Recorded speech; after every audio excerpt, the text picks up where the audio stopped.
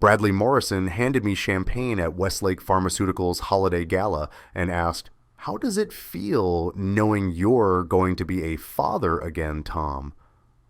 I smirked. "I'm a nurse. I know exactly how biology works." The Fairmont Olympic Hotel ballroom sparkled with 350 pharmaceutical employees, board members, investors, everyone who mattered in Seattle's biotech scene. Crystal chandeliers, string quartet playing something classical I didn't recognize, women in evening gowns, men in tuxedos. My wife Melissa had insisted I wear the suit she picked out, navy blue, conservative, safe. The suit of a man who knows his place. Bradley stood there in his custom-fitted Tom Ford, silver cufflinks catching the light. CFO of Westlake Pharmaceuticals, Melissa's boss.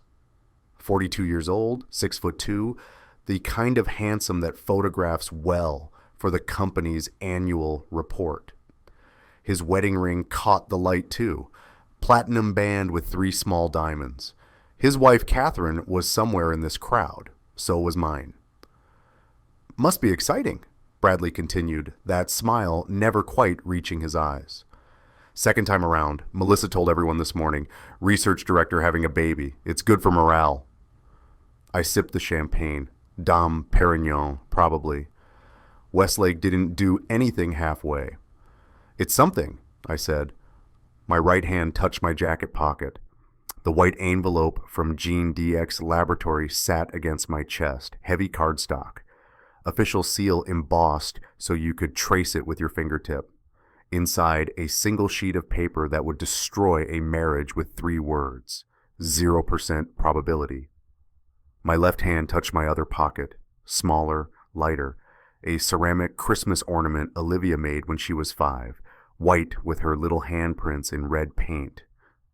Daddy's Girl, 2018, written in glitter that still sparkled 8 years later, rough ceramic texture, hollow sound when you tap it, a tiny bell sealed inside that jingles softly when you move. I'd brought it tonight to remember what mattered. Bradley was still talking. "How does it feel being married to such an accomplished woman, research director at 36, youngest in company history? Must be intimidating for a guy who..." He paused, that calculated pause. "Well, for someone in your profession." There it was, someone in my profession, not a doctor, not an executive, a nurse. Pediatric nurse at Seattle Children's Hospital. I hold dying children's hands. I save lives while their parents pray. But to Bradley Morrison, CFO, master of the universe, I'm just the help. "I'm a nurse," I said evenly. "I'm trained to see what others miss."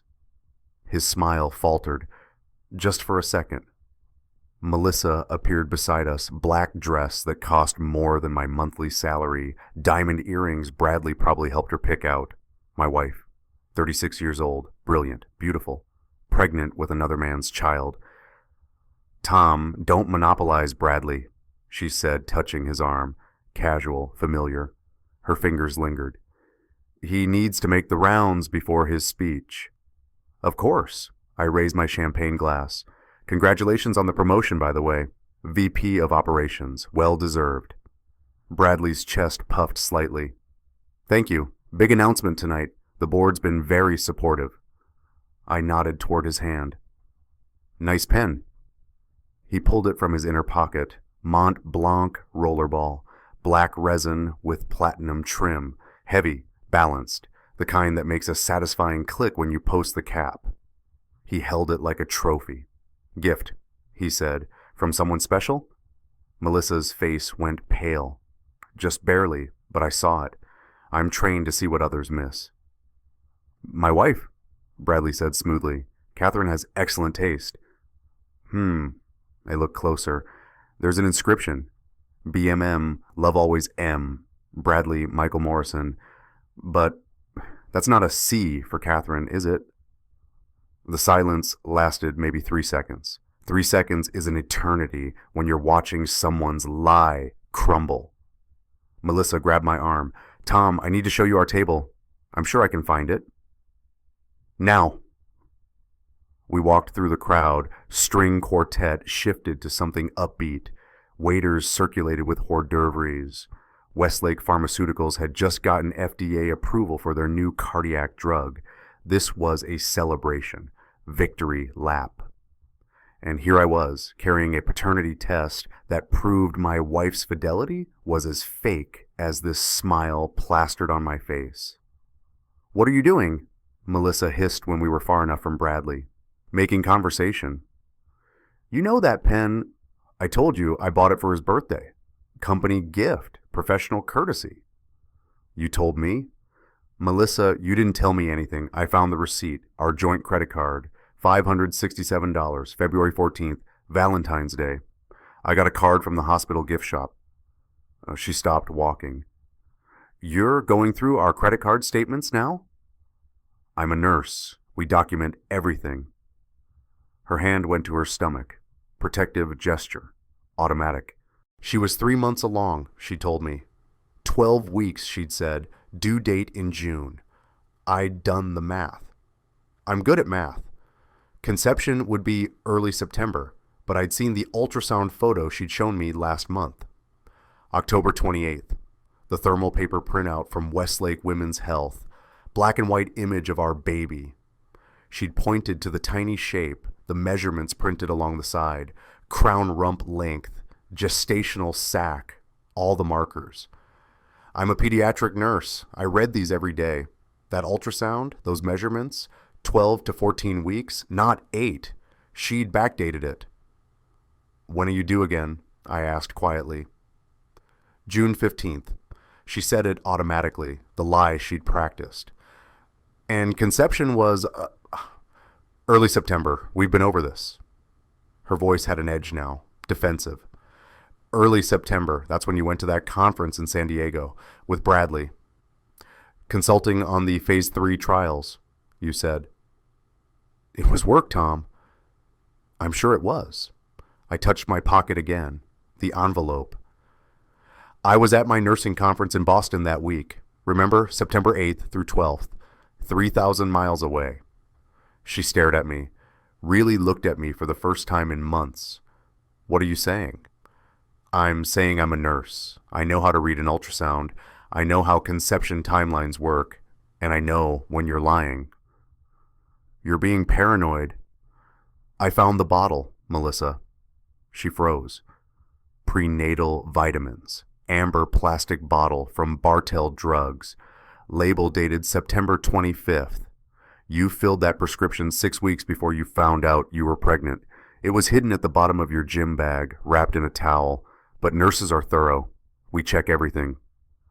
The color drained from her face. How long have you known? She whispered.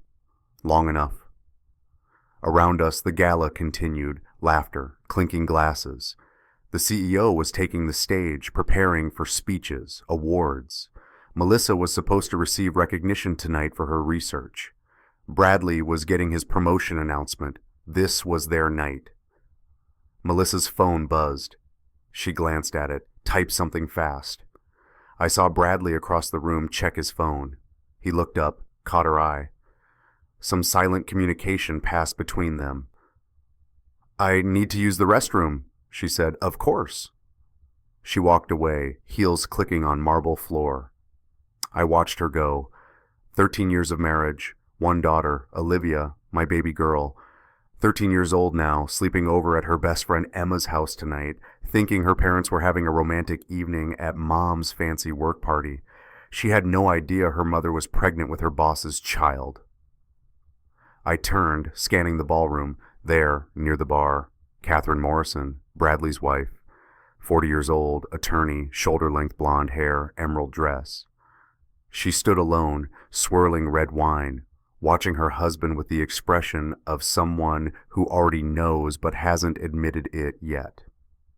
I'd done my research, 8 months of research, since I found those vitamins and started doing the math. James Whitmore, the private investigator I'd hired, had been thorough, former Seattle PD detective.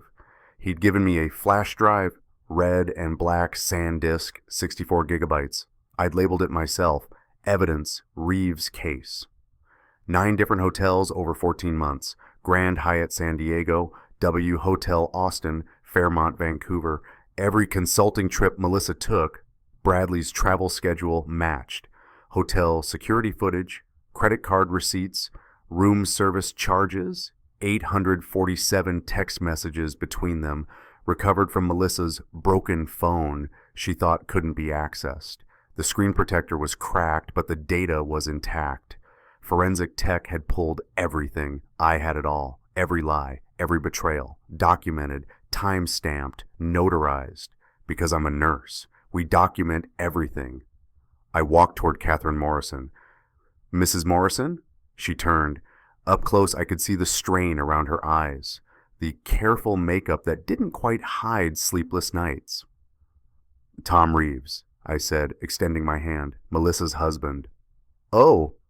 She shook my hand, firm grip, attorney's handshake. I've heard so much about you, the nurse, right? That's right.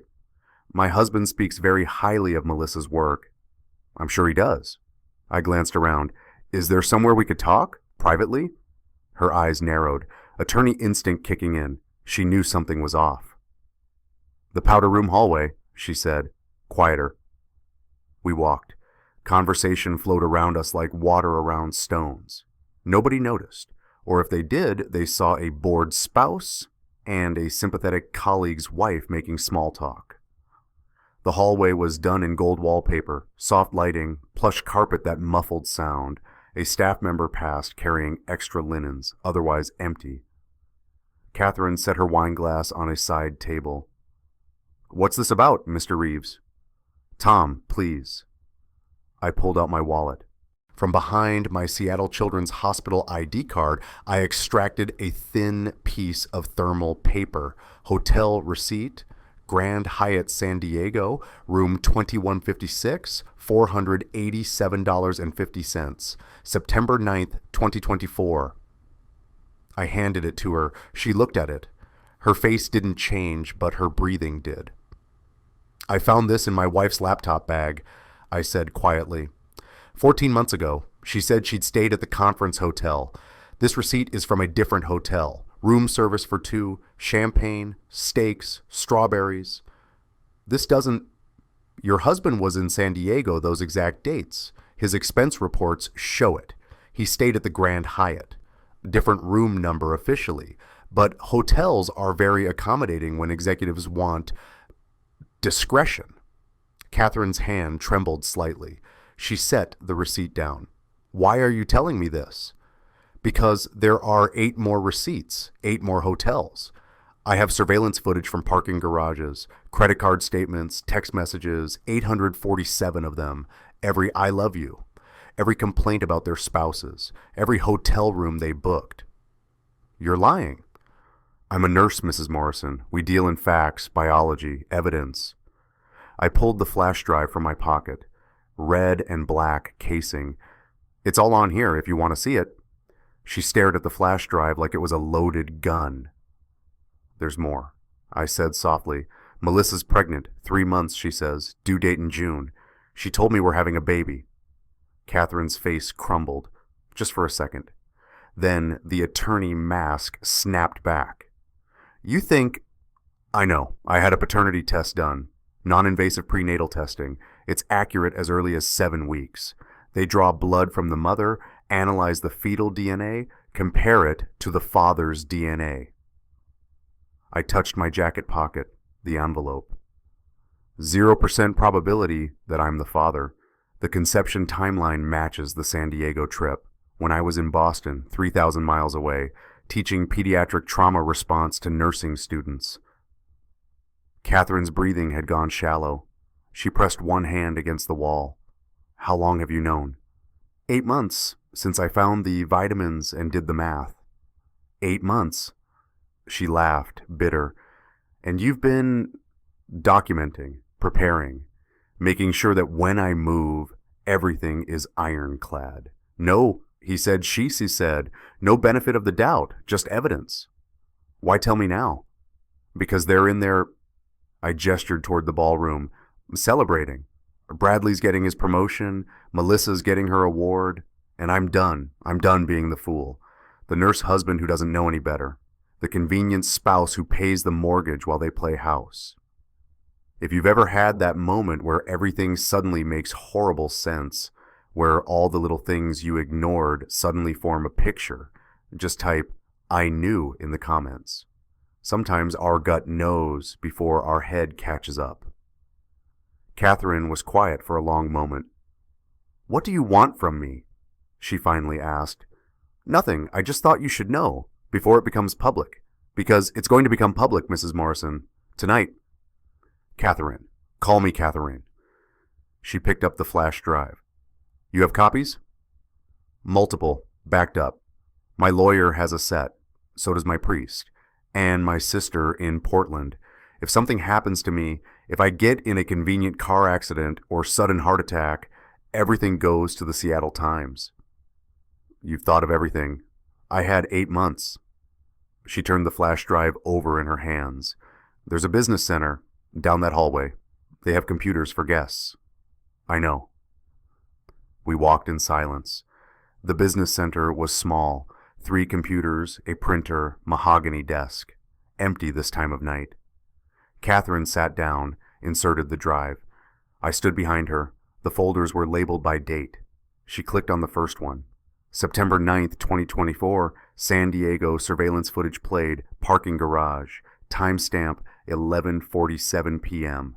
Melissa and Bradley getting into an elevator, his hand on her lower back, her laughing at something he said, the easy intimacy of people who've done this before.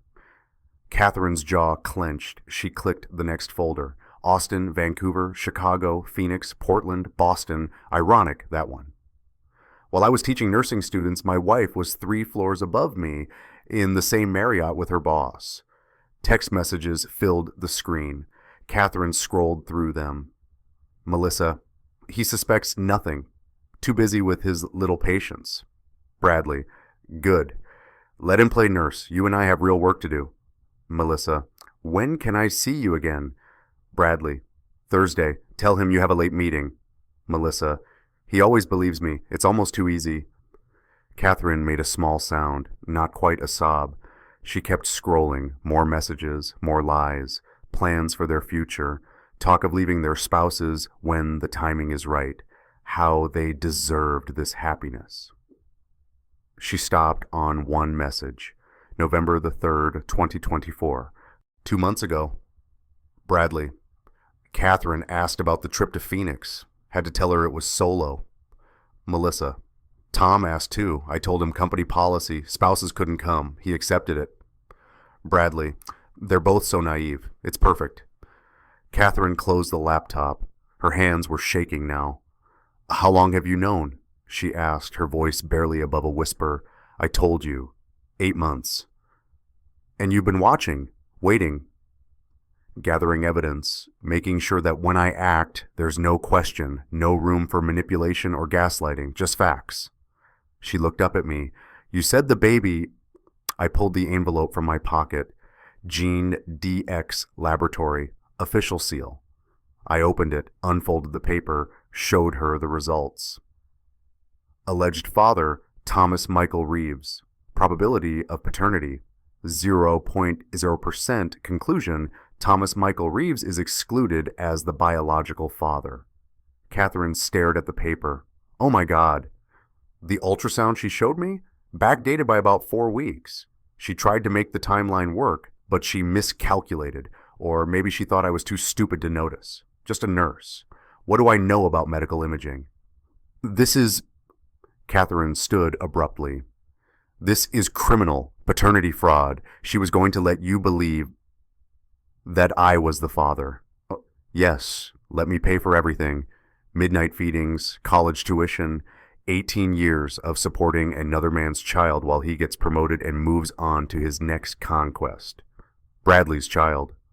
Almost certainly, the timing matches. They were in San Diego when the baby was conceived. I have the hotel receipts, the security footage. His credit card paid for that room. Catherine's face had gone from pale to flushed, anger replacing shock. I've been suspicious for months, she said. The late nights, the weekend emergency meetings. His phone always face down, but he's CFO. I told myself it was just work. that I was being paranoid. You weren't paranoid. No. She looked at me. What are you going to do? What I should have done 8 months ago, but I had to be sure, had to have everything documented, because when this goes public, and it will, I need to protect my daughter. How old? 13, Olivia. She's sleeping over at a friend's house tonight. She has no idea her mother... I stopped. Couldn't finish that sentence. Catherine handed me back the flash drive. Keep this. I don't need it. I believe you. You should take a copy for your own divorce proceedings. I'm an attorney, Tom. I know how to get discovery, but thank you. She paused. I've known something was wrong for months. Part of me didn't want to face it. It's easier to pretend everything's fine, that your marriage is just going through a phase. I understand. But you didn't pretend. You documented. I'm a nurse, I said again. We document everything. It's how we stay alive, how we keep our patients alive. Vital signs, medication doses, every detail matters, because if we miss something, someone dies. Catherine closed her laptop. Her hands had stopped shaking. The attorney was back, pushing down the betrayed wife. What do you need from me? She asked. Nothing. I just thought you deserved to know before I blow this up. Blow it up how? I'm still deciding, but it will be tonight, at their moment of triumph, when they think they've won. She studied me. You're not what I expected. What did you expect? Someone angrier, vindictive, but you're so calm. I'm furious, I said quietly. I'm so angry I can barely breathe sometimes, but I'm also a father, and nurses don't lose control. We can't afford to. Lives depend on our steadiness. We walked back toward the ballroom together. The CEO was finishing his opening remarks. Scattered applause. The award ceremony would start soon. Tom, Catherine said as we reached the entrance, whatever you do tonight, I won't stop you. In fact, she smiled, cold and sharp. I think I'll enjoy watching. I'm glad we talked. So am I. She paused. They thought we were stupid, that we wouldn't figure it out, that our professions, nurse, attorney, meant we were somehow beneath them, lesser. They mistook kindness for weakness. Fatal error, Catherine finished. We returned to the ballroom, different people now, not the nervous spouse and the suspicious wife, allies, co-conspirators. Two people who'd been betrayed by the same lie, now standing together with all the evidence we needed. Melissa was back at our table. She saw me, waved, fake smile, playing the loving wife. Bradley was near the stage, chatting with the CEO, confident, powerful, the man of the hour. I touched my pocket again, the paternity test. The flash drive was in my other pocket now, all the evidence, 8 months of careful documentation, and in my heart pocket, Olivia's Christmas ornament, the reminder of what this was really about. Not revenge, protection. I sat down next to Melissa. She squeezed my hand. Sorry about earlier, she whispered. Hormones, you know how it is. I know exactly how it is. The CEO was introducing the award recipients. Melissa's name was called. She stood, radiant in her black dress, hand on her stomach. The pregnant research director, symbol of work-life balance, having it all. The audience applauded. She walked to the stage, accepted her crystal trophy, made a short speech about dedication, teamwork, the future of pharmaceutical research. And I want to thank my husband, Tom, she said, looking right at me, for always supporting my dreams, for being my rock. I couldn't do any of this without you. More applause. I didn't smile, didn't clap, just sat there, holding the evidence that would destroy everything she'd just said. Catherine caught my eye from across the room. She mouthed 2 words, do it. But not yet, not quite yet. Bradley's promotion was announced next, VP of Operations, standing ovation. He gave a longer speech, talked about vision, leadership, taking Westlake to the next level. None of this would be possible without our talented team, he said.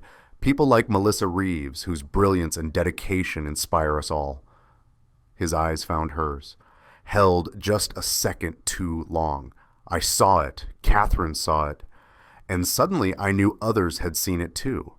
The way people around me shifted uncomfortably. The knowing glances, the whispers. How many people in this room already knew? How many had watched my wife and her boss and said nothing? Kept the secret? The speeches ended. Dessert was being served. People mingled, the formal part of the evening winding down.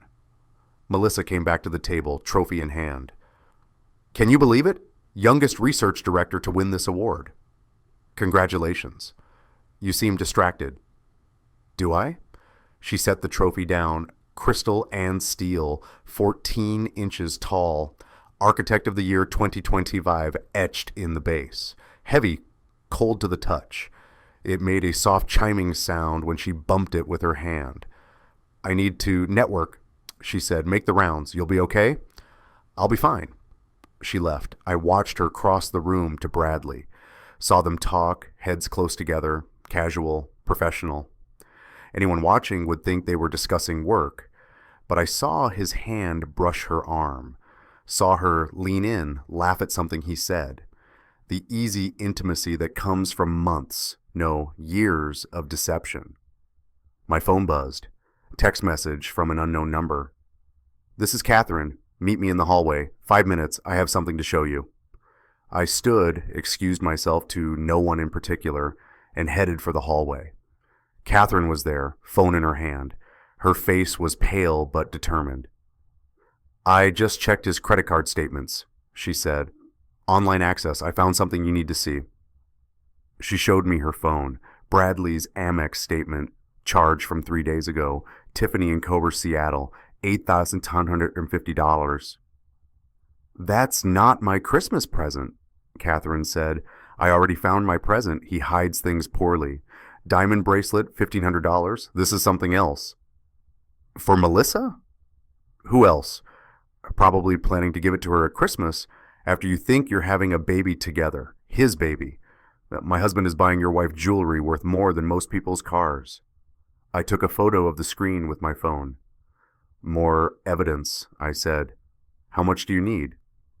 I have enough, but the more I have, the less room there is for them to lie their way out. Catherine pocketed her phone. My attorney is David Greenhouse, best divorce lawyer in Seattle. I'm calling him first thing Monday morning. My lawyer is Rob Hendricks. We've already drafted the paperwork. I'm filing Monday too.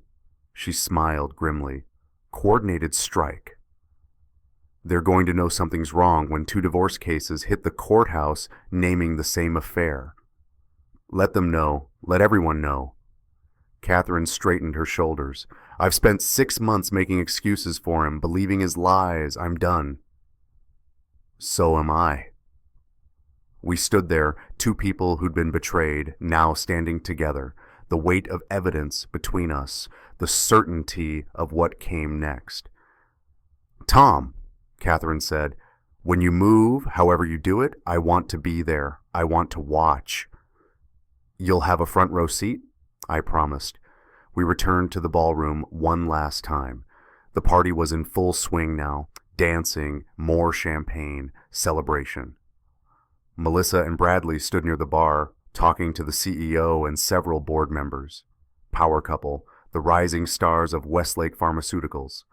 They had no idea that the quiet nurse husband and the attorney wife had just spent the last 20 minutes comparing notes, building a case, preparing to destroy them. I looked at Catherine across the room. She raised her wine glass slightly, a toast. To truth, to evidence, to the moment when kindness stops and consequence begins. I touched my pocket one more time. The paternity test, the flash drive, the ornament. Tomorrow, everything would change. The divorce would be filed. The evidence would go to HR.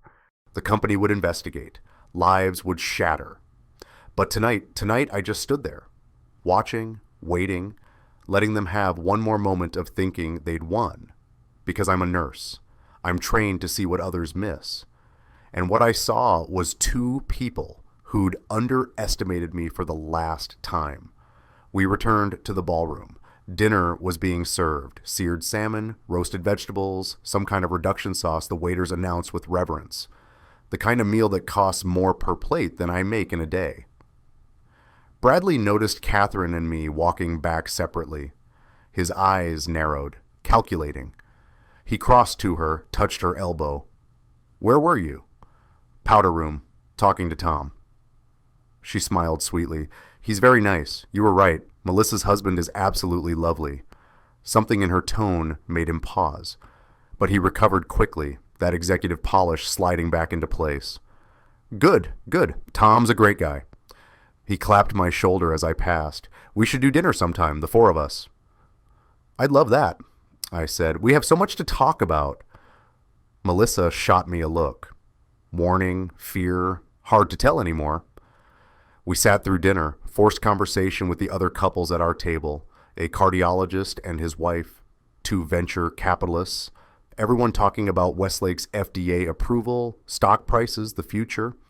Bradley kept using his Mont Blanc pen, signing napkins as jokes, autographs from the new VP, showing it off.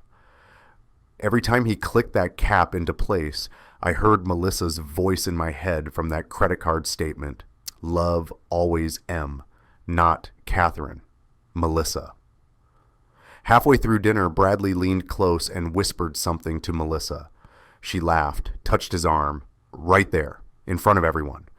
The cardiologist's wife noticed, looked away quickly, uncomfortable.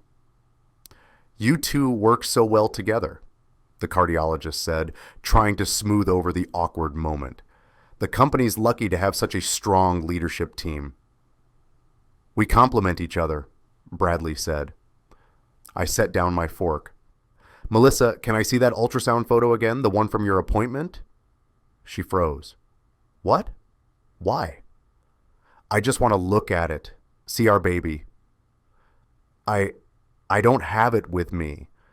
"You showed it to everyone this morning. You posted it on social media. Surely you have it on your phone." The table went quiet, people sensing tension but not understanding it. "Tom, not now." Melissa's voice was tight. "I'm just curious about the measurements. Crown rump length, gestational sac size. As a pediatric nurse, I find fetal development fascinating." Bradley intervened. "Let the woman enjoy her dinner, Tom. There'll be plenty of time for medical discussions." "You're right." I sipped my water. "Plenty of time. 3 more months until June 15th. That's the due date, isn't it, Melissa?" "Yes." "Which means conception was early September, Labor Day weekend, roughly." She nodded, not meeting my eyes. "Funny thing about that weekend, I was in Boston, remember, teaching that course at Mass General, 5 days, September 8th through 12th. Bradley's face had gone carefully neutral. "You came home the 13th, Melissa said quickly. "We celebrated. Don't you remember?" "I remember coming home exhausted, barely able to stay awake, jet lag. We didn't celebrate anything that night." The cardiologist coughed. "Perhaps we should discuss something else." But I wasn't done. "Where were you that weekend, Melissa? Remind me." "Home. Working." "Alone?" "Tom..." "Because I could have sworn you mentioned a consulting trip. San Diego? Or was that a different week?" Her face flushed. "Stop it." "Stop what? Asking questions? I'm just trying to understand the timeline. Biology is very precise. Conception windows, gestation periods. As a nurse, I'm trained to see what others miss." Bradley stood abruptly. "Gentlemen, ladies, if you'll excuse us, I need to make some rounds before the dancing starts." He left. Melissa followed moments later, muttering something about needing air. Catherine caught my eye from across the room. She'd been watching the whole exchange. She gave me the smallest nod. It was working. The cracks were showing. I excused myself from the table. The cardiologist looked relieved. His wife leaned over and whispered something that included the words marriage problems. Let them think that. Let them all think that. I found Melissa on the balcony. December in Seattle, cold enough to see your breath. She'd wrapped her arms around herself, shivering in her sleeveless dress. "What the hell are you doing?" she hissed. "Having a conversation." "You're embarrassing me in front of my colleagues. The CEO is here, Tom. Board members, investors." "I'm sorry if biology is embarrassing. You're being cruel." "Am I?" I stepped closer. "Tell me the truth, Melissa, just once. When were you actually going to tell me?" "Tell you what?" "That the baby isn't mine." The color drained from her face. "That's insane." "Is it? Because I've been doing the math. I'm very good at math, and the numbers don't work. They don't work at all. You're being paranoid. The stress of my job, your job. I found the vitamins." She went completely still. "Prenatal vitamins, prescribed September 25th, 6 weeks before you discovered you were pregnant. You knew in September. That doesn't mean, it means you were already pregnant when you told me we were having a baby. Already knew, already lying." "Tom, please." The balcony door opened. A young woman stepped out, late 20s, black hair in a sleek ponytail, green dress, mascara running down her face. Rachel Torres, Melissa's assistant. She saw us and stopped. "I'm sorry, I didn't. I'll go." "It's fine," Melissa said quickly. "We're done here." But Rachel didn't leave. She stood there staring at Melissa with something like horror on her face. "I can't do this anymore," Rachel whispered. "Rachel, go inside." "I can't. I have children, 2 little girls. And I keep thinking, what if someone did this to my husband? What if someone helped destroy my family and just watched?" Melissa's expression turned cold. "You're drunk. You need to go home." "I'm not drunk." Rachel turned to me. "Mr. Reeves, I'm so sorry. I'm so sorry." "For what?" I asked gently. "Rachel, shut up." Melissa started. "I've been backing up her texts, all of them. Every message between her and Bradley for months. I told myself it was for work, that I needed records, but I knew, God, I knew what they were doing, and I said nothing." Melissa grabbed Rachel's arm. "Stop talking." Rachel jerked away. "No, I'm done being complicit. I'm done helping you lie." She pulled out her phone, hands shaking. "I have everything. Every hotel reservation I made for her, every dinner I booked, every lie I helped her tell you." She looked at me, tears streaming now. 847 messages, Mr. Reeves. I have them all. Time-stamped. Backed up to 3 different clouds because I was terrified Melissa would find out and delete everything. I have proof of every time they were together, every plan they made, every cruel thing they said about you and Mrs. Morrison. The balcony door opened again. Catherine stepped out, followed by 2 other women I didn't recognize. They'd heard voices, drama, drawn like moths. Perfect audience. "Rachel, you're fired," Melissa said. "I quit 3 weeks ago. I already accepted a position at Genentech. I don't need this job, but I needed..." She looked at me. "I needed to tell you. Before tonight. Before you had to find out some other way." She held out her phone. A flash drive dangled from a keychain attached to it. "Everything's on here. Take it, please. I can't carry this guilt anymore." I took the flash drive. Small, red, felt like it weighed nothing but contained the weight of broken vows and shattered trust. "Thank you," I said quietly. Rachel nodded and fled inside, sobbing. Melissa stood frozen. The other women had disappeared back into the warmth, whispers already spreading. Catherine remained, leaning against the railing, watching. "How long?" Melissa finally asked. "How long have you known?" "Does it matter?" "Yes, it matters. If you've known, if you've been planning this..." "Planning what? To ask questions, to seek truth?" "You've been setting me up." "No, Melissa. You set yourself up.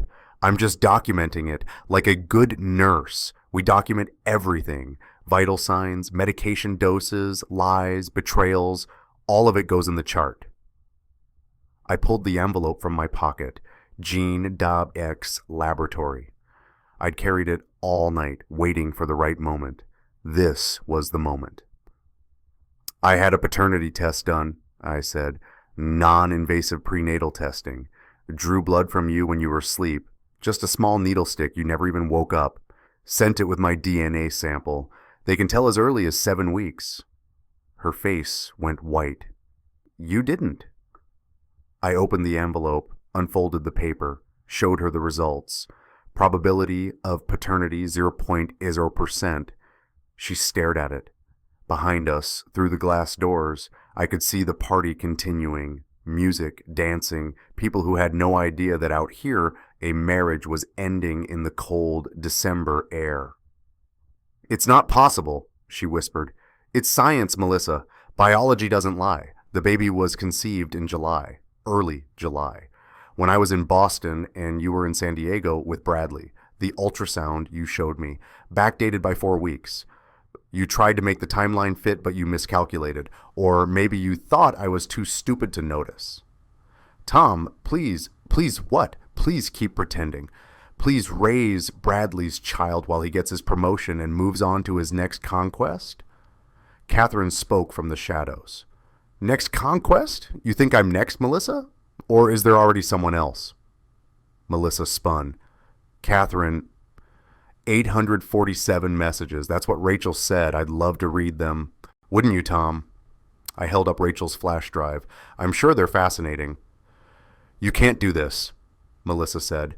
"You can't humiliate me like this. My career..." "Your career?"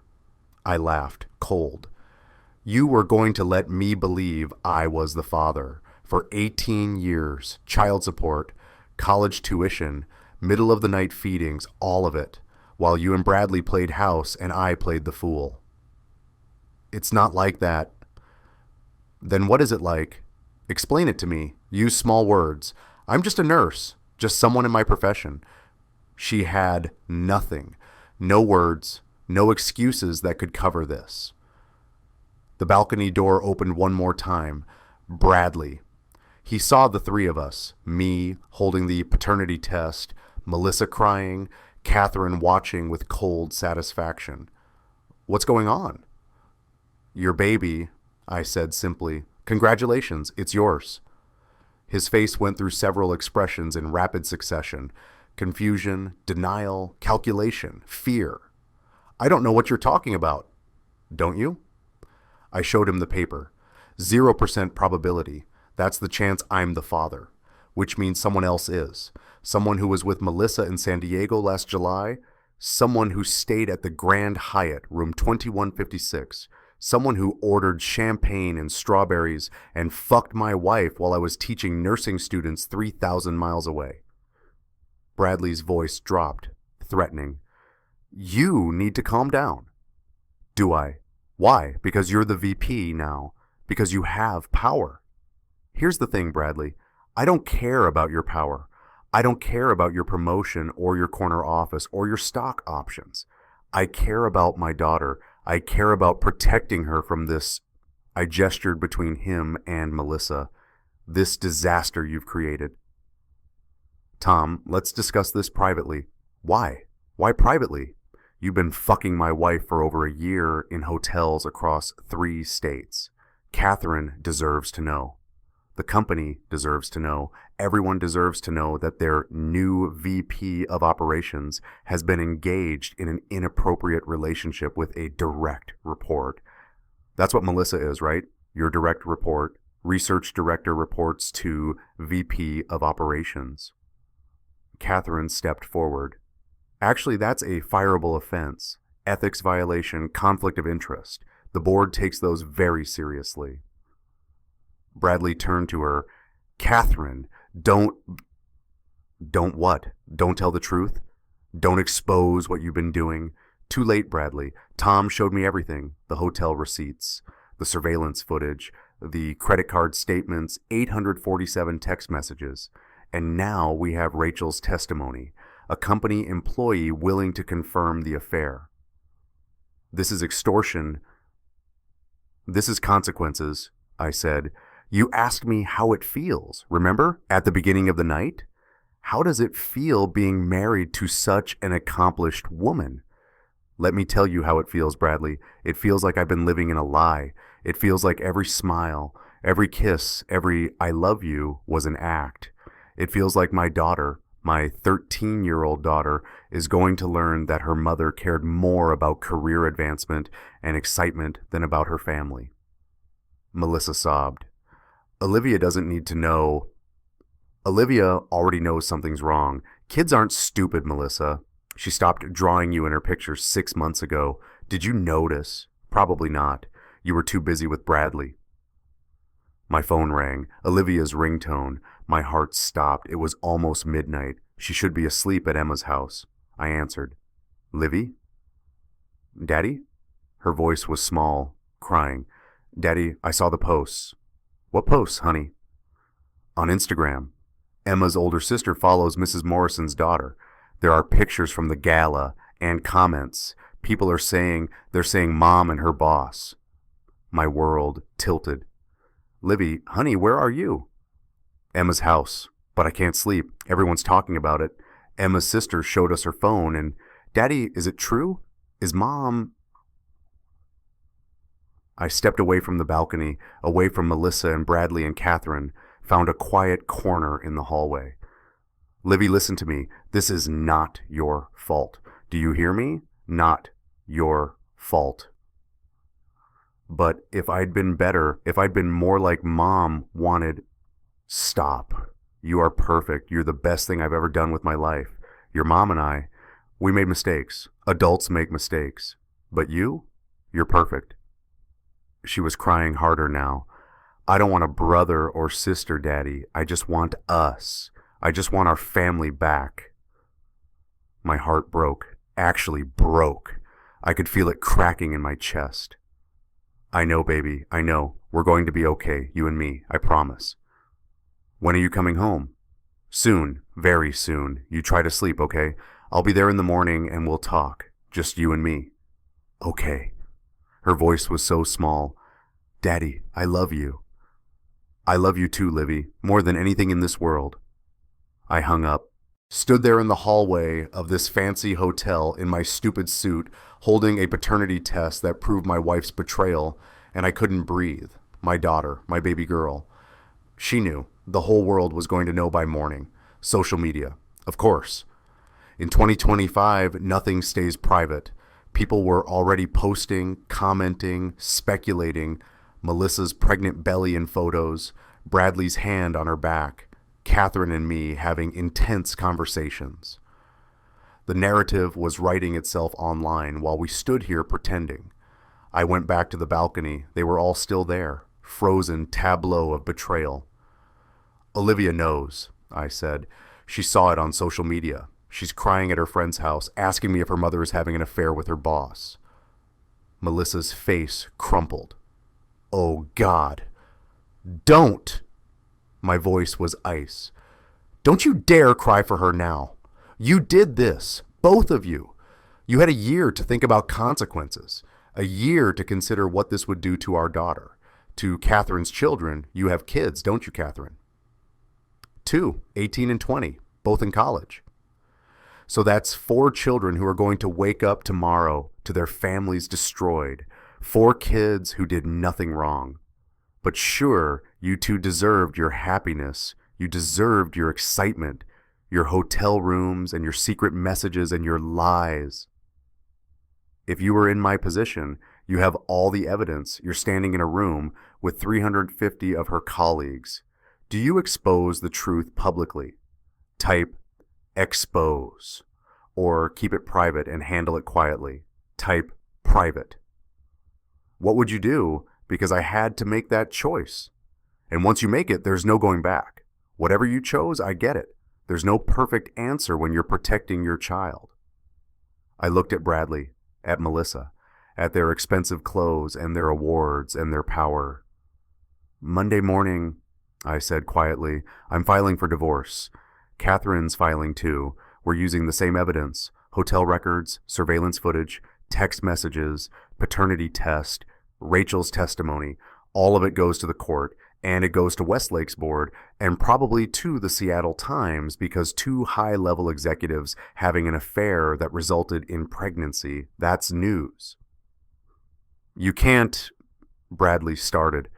I already have. The paperwork's drafted. My lawyer has everything. So does my priest and my sister, and 3 different cloud storage accounts.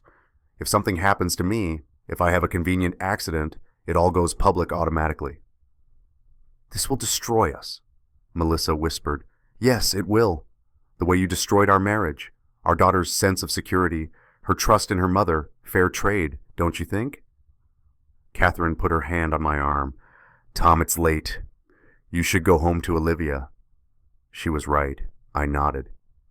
I walked past Melissa without another word, past Bradley, who looked like he wanted to say something but couldn't find the words, into the ballroom where the party was still going. Music, laughter, people who didn't know yet that tomorrow the scandal would break, but they'd know soon enough. I collected my coat. The valet brought my car. I drove through Seattle's empty streets, mind racing, heart breaking. Olivia knew. My baby girl knew her mother was a liar. I didn't go home. I went to Seattle Children's Hospital. My hospital, where I'd worked for 15 years, where I'd held dying children's hands and watched miracles happen and learned that life was both fragile and impossibly resilient. The chapel was on the 3rd floor, small, non-denominational, always open. I sat in the back pew, pulled out the Christmas ornament from my pocket, set it beside me. Daddy's Girl 2018. She was 5 when she made this kindergarten art project. She'd been so proud, covered in red paint, grinning with missing front teeth. That little girl, that innocent, happy little girl, was now crying at her friend's house because her mother had destroyed their family. God, I whispered. I'm a nurse. I save children. I hold their hands when they're scared. I hold tiny babies fighting for their lives. How do I explain to my own daughter that her mother chose ambition and lies over our family? How do I protect her from this? Silence. Just the soft hum of hospital ventilation systems, distant beeping of monitors. I keep thinking about Olivia's sketchbook. That family portrait she drew last month, she only drew me. Kids know. They always know. I was so focused on gathering evidence, on building my case, I didn't see my daughter was already grieving. The chapel door opened. Father Michael O'Brien, the hospital chaplain, 62, gray hair, kind eyes. He'd counseled me through this whole nightmare. Thought I might find you here, he said softly. Can't sleep. Neither could half the internet, apparently. It's trending on Twitter. Westlake Pharmaceuticals scandal. Someone got video of you confronting them on the balcony. I closed my eyes. Olivia's going to see it all. Probably. But Tom, she saw her mother's lies long before tonight. You said it yourself. She stopped drawing Melissa months ago. Children are perceptive. They sense when something's wrong, even if they can't articulate it. She asked me if it was her fault, if she'd been better. And you told her the truth, that she's perfect, that this is adult failure, not childhood inadequacy. She's going to need therapy, probably, but she has you, and you've shown her something invaluable tonight, that when someone betrays you, you don't have to accept it. You can stand up. You can demand truth. You can protect yourself and the people you love. By destroying her mother's career? By protecting your daughter from years of lies. Father Michael sat beside me. Melissa was going to let you raise another man's child. She was going to build an entire life on deception. How long before Olivia figured it out? 5 years? 10? Would it be better for her to learn at 23 that her baby sibling isn't her father's child? That her mother lied for her entire adolescence? He was right. I knew he was right. I'm so tired, I admitted. You've been carrying this for 8 months, holding it together, playing the role of the oblivious husband while gathering evidence. That's exhausting. They mistook kindness for weakness. Fatal error, Father Michael agreed. The meek shall inherit the earth, but meekness isn't weakness. It's controlled strength, power held in check. You've been incredibly patient, Tom, but patience has limits. We sat in silence. The ornament caught the dim light from the altar candles. "What happens now?" I asked. "Now? You go home. You talk to Olivia. You file the divorce papers Monday. The company investigates. The truth comes out. It'll be ugly. It'll be public. But it'll be over. And on the other side, you and Olivia will rebuild, stronger, healthier, free from the poison of lies. And Melissa, Bradley, they'll face consequences, professional, personal, legal. But that's not your burden, Tom. Your burden is protecting your daughter, that's all. Everything else is just noise." I picked up the ornament, felt the rough ceramic, the faint jingle of the bell inside. "Sometimes," I said quietly, "I wish I'd never found those vitamins, never started investigating, that I'd just stayed ignorant, happy." "Were you happy?" I thought about it, really thought. "No," I admitted. "I was comfortable. There's a difference." "There is." Father Michael stood. "Get some rest. Tomorrow's going to be hard, but you've done the hardest part already. You've faced the truth. Everything else is just paperwork." He left. I sat alone in the chapel for another hour, praying, thinking, grieving the marriage I thought I had, while acknowledging the lie it had always been. Finally, I drove home. Our house, soon to be just my house, was dark, empty. Melissa was probably still at the hotel, doing damage control, or maybe with Bradley, planning their defense. I didn't care anymore. I packed a bag, clothes for Olivia and me. Her sketchbook, the one with the family portrait that only included me. Some toiletries, her favorite stuffed animal from childhood, the one she pretended not to need anymore, but I knew she still slept with when she was scared. We'd stay at my mom's house for a few days, away from this place full of Melissa's lies. Tomorrow, no, today it was past 2 a.m., the world would know. The evidence would spread, the company would investigate, careers would end.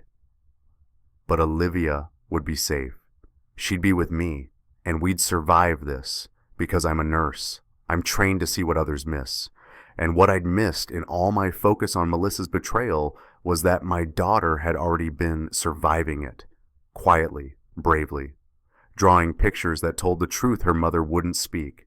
She didn't need me to fix this. She needed me to acknowledge it, to validate her instincts, to show her that her feelings weren't wrong, that her sense of something being off was accurate. Kids know, they always know, and now finally everyone else would know too.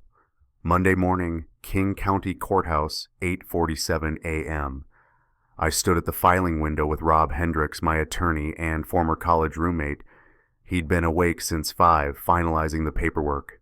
Divorce petition, evidence exhibits, custody motion. "You're sure about this?" he asked one last time. "I've been sure for 8 months. Once we file, it's public record. Reporters will have it by noon." "Good." He slid the documents across to the clerk. She took them, began processing, scanning, stamping, making it official. Behind us, the courthouse doors opened. Catherine Morrison walked in with her attorney, David Greenhouse. Best divorce lawyer in Seattle, like she'd said. Silver-haired, expensive suit. The kind of lawyer who makes opposing counsel nervous just by showing up. Catherine saw me, nodded, walked to the adjacent filing window.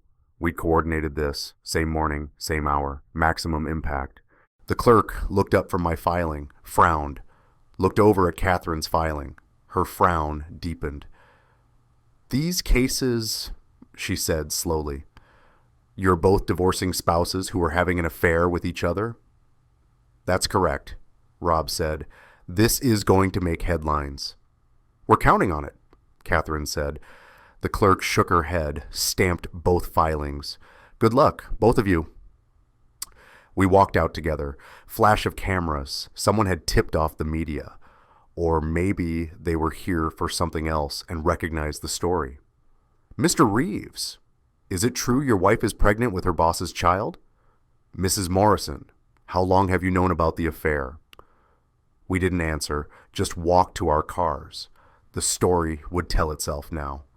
Westlake Pharmaceuticals, 10:15 a.m., Janet Wu, the HR director, sat across from me in a conference room, board attorney beside her.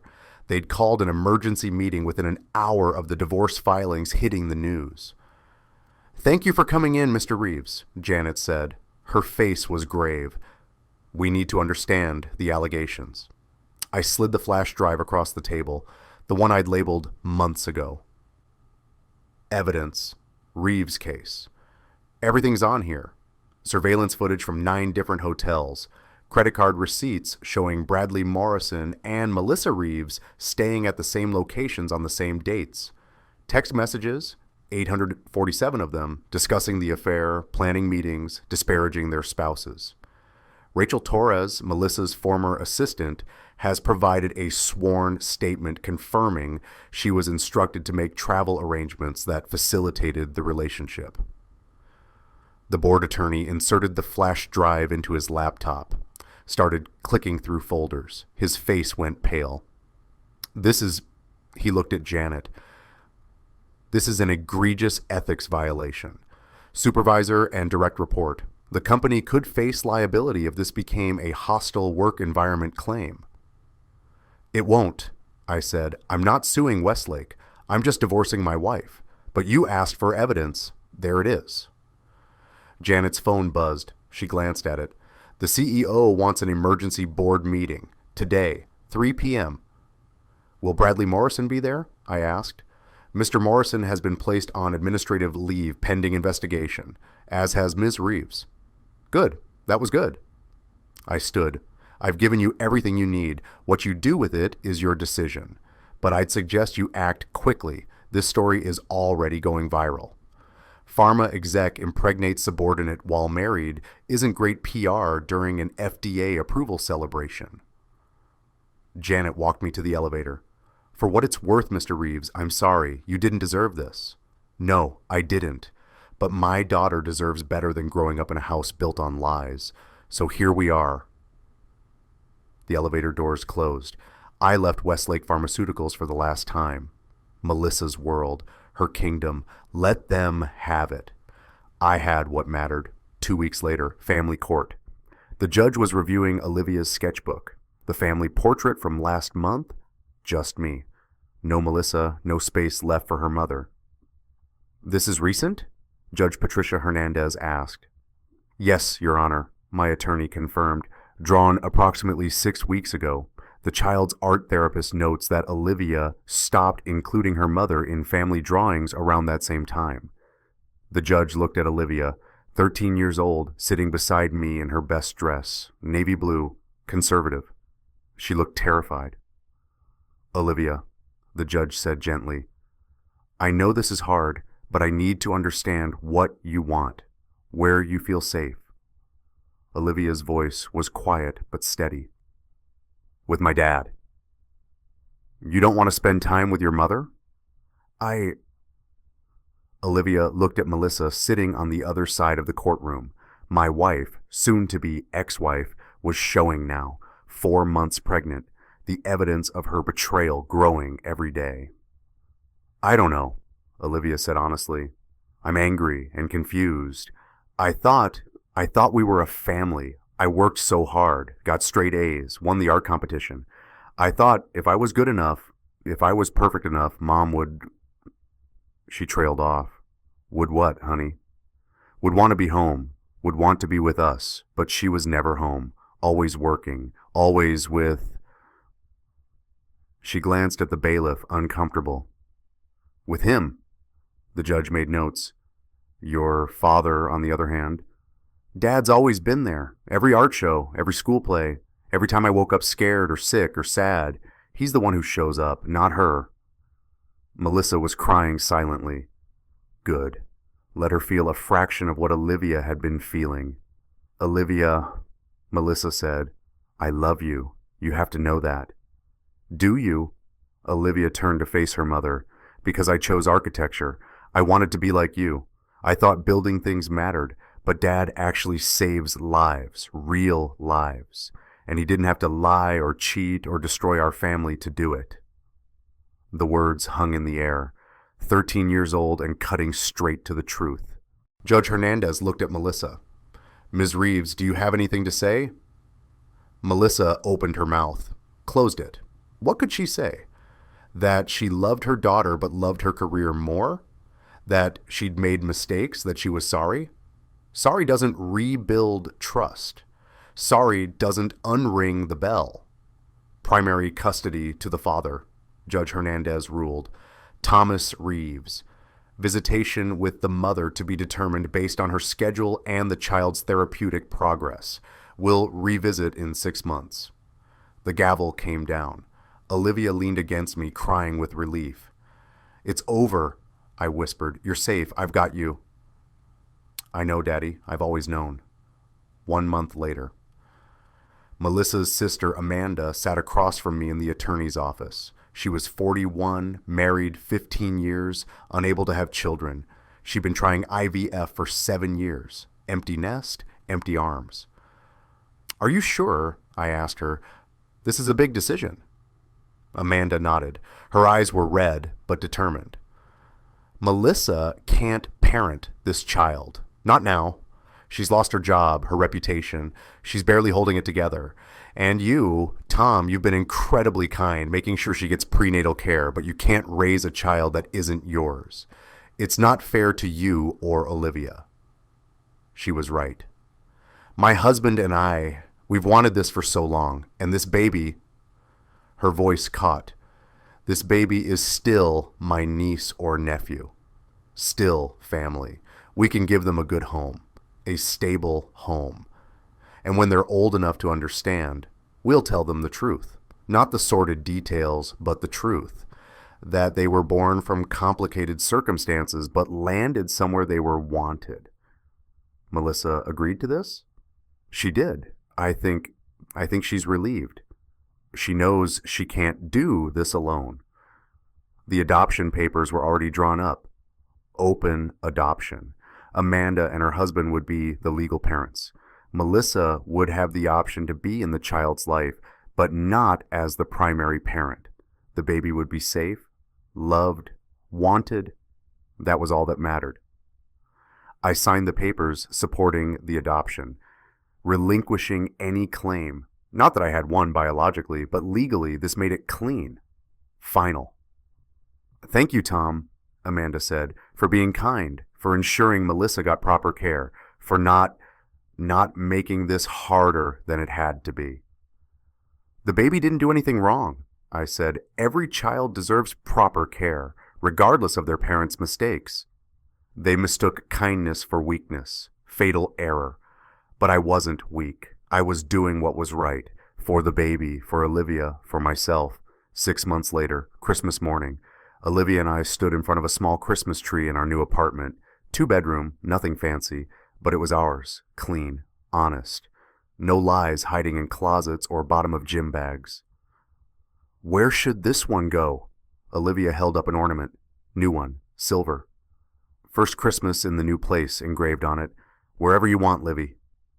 She hung it on a middle branch, then reached for the special one, the one I'd carried in my pocket that night at the gala. White ceramic, red handprints. Daddy's Girl 2018.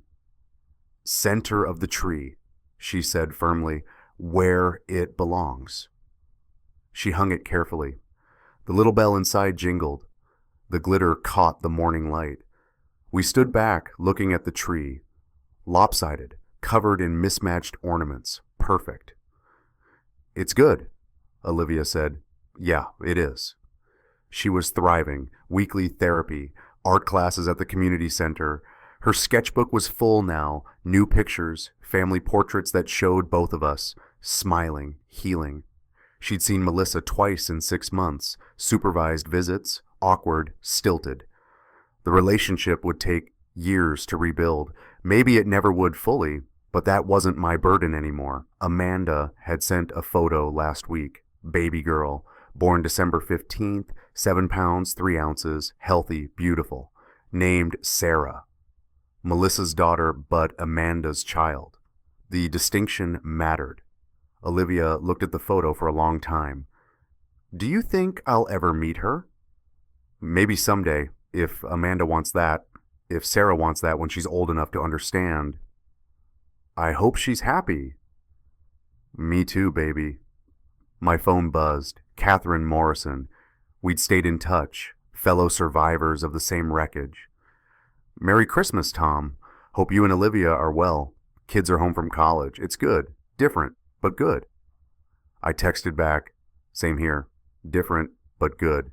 Hope you and your kids have a wonderful day. Bradley had lost everything. VP position gone, divorced, moved to Portland for some mid-level position at a smaller company. His reputation destroyed in Seattle's tight-knit biotech community. Melissa had eventually found work, research position at a small lab. Significant step down, but she was surviving. That was more than she deserved, arguably. But I didn't wish destruction on her, just distance. Dad? Olivia was at her easel, sketching. Yeah?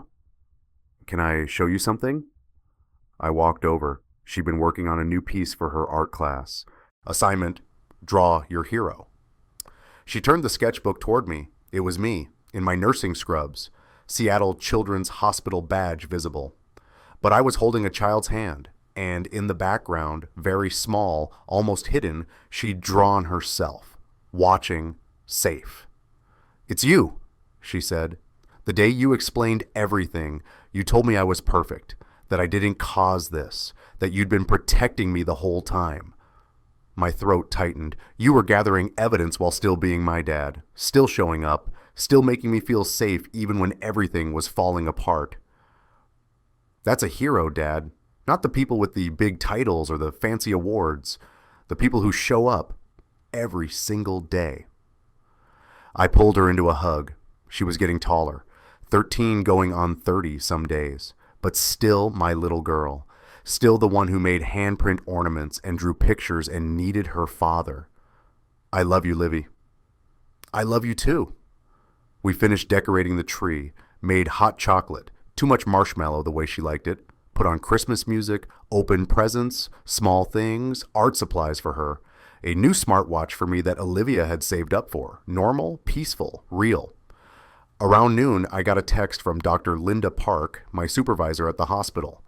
Congratulations on the promotion, head nurse, pediatric ICU, well deserved. Start date, January 2nd. Olivia saw my face. Good news? Promotion, more responsibility, better pay. You deserve it. She smiled. You're really good at your job, Dad. I see how kids' parents look at you when we visit the hospital, like you're their lifeline. I just do my job. No, you care. That's different. Mom was brilliant, but she didn't really care. Not like you do. You see people, really see them. I'm a nurse. I'm trained to see what others miss. And what I saw now, what I'd been too focused on betrayal and evidence to fully appreciate before, was this. My daughter.